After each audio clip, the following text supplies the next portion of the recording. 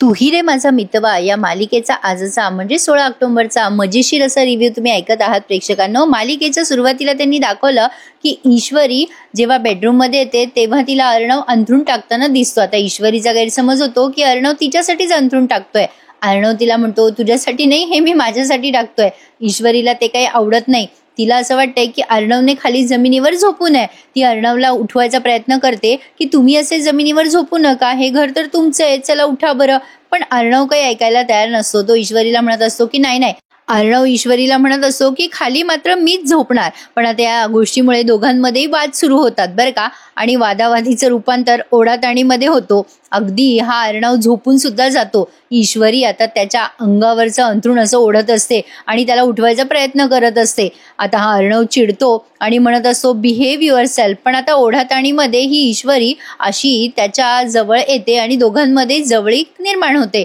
ती ईश्वरी अर्णवच्या डोळ्यामध्ये बघत असते आणि अर्णव तिला आता जाग करतो. अर्णव तिला विचारतो तू एवढी हट्टी काय आहेस?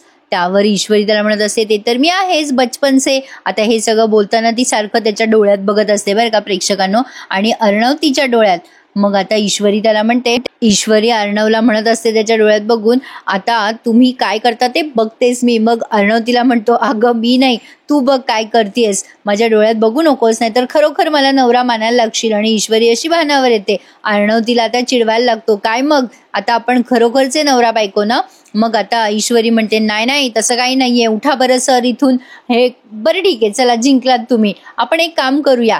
आता अर्णव म्हणतो काय काम करूयात? ईश्वरी म्हणते चला आता आपण दोघेही बेडवर झोपूयात. अर्णव म्हणतो अरे वा, म्हणजे खरंच आपण दोघे आता नवरा बायको? ईश्वरी म्हणते नाही नाही तसं काही नाही. आणि काहीतरी करायला लागते तिथे दिवाणवर चढून. आता त्या अर्णवला काही उमजे नाही काय करते. आणि जसं लक्ष्मीच्या पावलामध्ये कला करते ना तसं तिने मध्ये दोऱ्या घातल्यात आणि त्यावरती अशी एक पडदा टाकलाय आणि त्याला सांगितलंय की आता इकडच्या बाजूने तुम्ही झोपा, इकडच्या बाजूने मी झोपते. आणि मग अर्णव तिला म्हणतो आणि हा मधला जो पडदा तुम्ही टाकलाय तो सरकला तर? ईश्वरी म्हणते नाही सरकणार, झोपा तुम्ही सर. आणि हे दोघं अशा पद्धतीने एका बेडवरती असे झोपतात. तर असो आता अर्णव तिच्याकडे बघून बघून झोपी जातो आणि ती अर्णवचा विचार करत करत असं काहीतरी दाखवलंय त्यांनी. आता पुढे काय झालंय मंडळी, या ईश्वरीला आज टास्क मिळालाय आजीकडनं. एक मस्त असा मोका मिळालाय तिला कोजागिरी व्रत करण्याचा.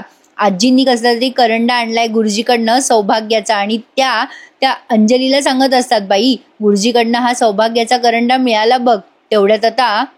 तेवढ्यात वल्लरी येते आणि म्हणते आणा तो इकडे करंडा. आता तिला तो करंडा लावण्याला द्यायचा असतो. पण तेवढ्यात अंजली येते आणि म्हणते आण इकडे आजी तो करंडा, मी ईश्वरीला देते. आणि या वल्लरीचा असा पचकावतो. मग ईश्वरी जेव्हा म्हणते अंजली जेव्हा म्हणते की मी तो करंडा ईश्वरीला देते तेव्हा आजी चिडतात आणि म्हणतात काय हे तुझं ईश्वरी, तिला करंडा द्यायचा काय संबंध, मी तिला माझी सून मानतच नाही. त्यावर अंजली म्हणते असं का ग करतेस आजी, अगं ती आपल्या चिंटूची बायको आहे ना आता. पण आजीबाईंचं काही मत अजून ठाम झालेलं नाहीये. तेवढ्यात ईश्वरी येते आणि म्हणते आणा आजी तो करंडा इकडे, मीच घेते. आणि मी तुम्हाला, आजी ईश्वरीला म्हणत असते की मी तुला सून मानतच नाही. त्यावर ईश्वरी म्हणते आजी असं काय करता, तुमचा आशीर्वाद घ्यायचा मला एक मौका तरी द्या. मी तुम्हाला सिद्ध करून दाखवेल की मी तुमची सून होण्याच्या लायकीची आहे. आजी आता भारी डायलॉग मारतात आणि म्हणतात दिला तुला मौका, चल आज कोजागिरी आहे ना, आजचं कोजागिरीचं व्रत मला करून दाखव अगदी निर्विघ्नपणे. मग आता वल्लरीला चान्सच मिळालाय ईश्वरीला त्रास देण्याचा. त्यामुळे ती म्हणते कोजागिरीचं व्रत माहिती तरी आहे का तुला, को जागरती असं म्हणतात. रात्री तुला जागरण करायचंय, जमणार आहे का तुझ्याच्याने? रात्री जागरण केल्यानंतरच देवी प्रसन्न होते सौभाग्यवतीवर, असं काहीतरी ती तिला व्रत समजवते. आणि आता तिथून ईश्वरी निघून जाते. आता तिला कळलंय तिला काय करायचंय ते. पण वल्लरी मात्र आजीला भडकवत असते आणि म्हणत असते तुम्ही बघाच, हिला ते व्रत जमणारच नाहीये. आजींना भडकवते ती वल्लरी आणि म्हणते ईश्वरीच्या ऐवजी लावण्याने व्रत केलं असतं ना तर नक्की लावण्याला आशीर्वाद मिळाला असता. नाही, देवीची कृपा असेल तर लावण्याला अजूनही आशीर्वाद मिळूच शकतो म्हणा. पण वल्लरीचं काय इंटेन्शन आहे ते आजींना कळतंच, पण त्या काही बोलत नाहीत. तर असो आता बघा इकडे राकेश त्या गुलाबाच्या फुलाला कुस्करत असतो. त्यामुळे अंजली जरा वियर्ड वाटतं. ती म्हणते काय करताय हे? त्यावर राकेश म्हणतो फुल जरी चांगलं असलं ना अंजली तरी त्याच्या खराब पाकळ्या काढून टाकाव्याच लागतात.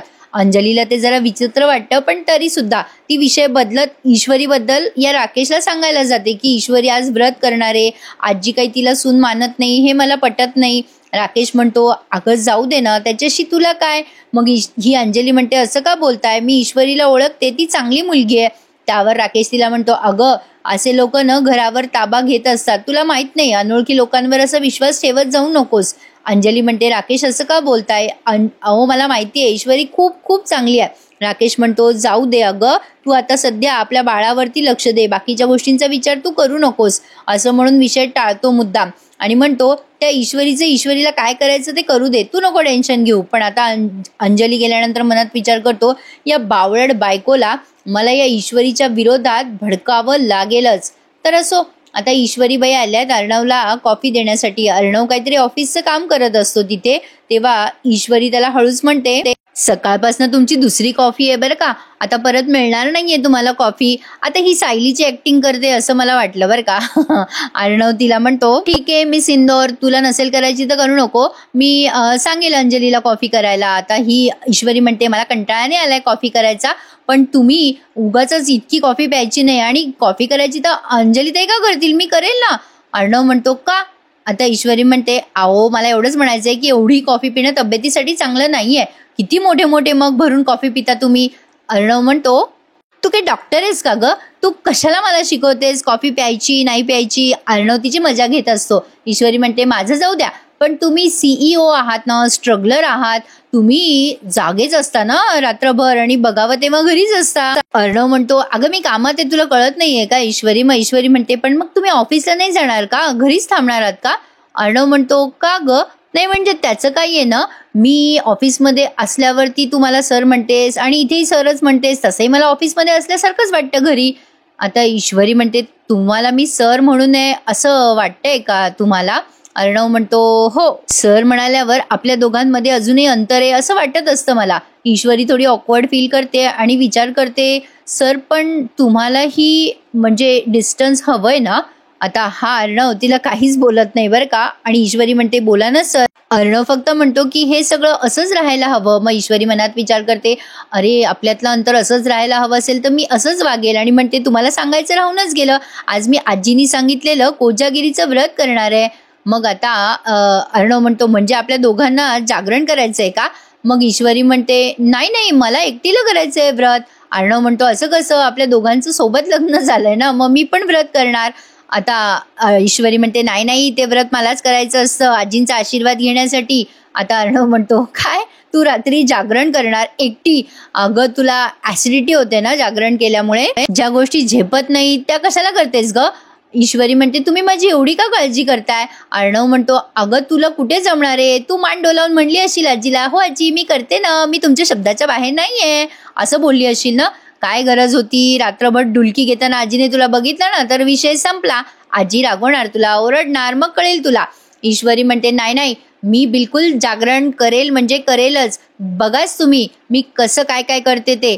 अर्णव म्हणतो बरं बघतो हा, ऑल द बेस्ट असं म्हणून तो त्याच्या कामाला लागतोय. आता ईश्वरीला जागरण जमेल का हे तुम्हाला उद्याच्या भागामध्ये कळेलच. पण अर्णव तिला टोमणा मारतो की तुला जागत ठेवण्याची जबाबदारी अर्णव सरांची नाही बरं.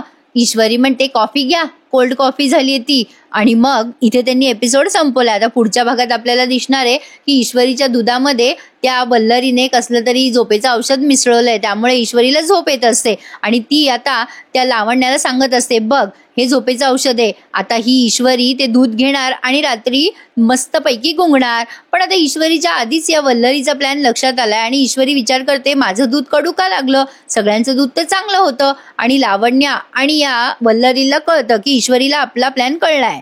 प्रेक्षकांना कोणाकोणाला असं वाटतंय की त्या वल्लरीच्या हातातली बाटली आय ड्रॉपची आहे, मला तरी असंच वाटलं बाबा. कमेंट करून नक्की सांगा. बरं ईश्वरीला झोपेचं औषध देण्यापेक्षा आजीलाच द्यायचं असतं म्हणजे आजी गाढ झोपल्या असत्या. असा होता तू ही रे माझा मित्र या मालिकेचा शॉर्ट बट स्वीट असा रिव्ह्यू. कसा वाटला मला नक्की कळवा. आणि प्रेक्षकांना आपल्या चॅनलला सबस्क्राईब करायला विसरू नका. उद्या भेटूयात पुन्हा एकदा, तोपर्यंत टेक केअर मंडळी, धन्यवाद.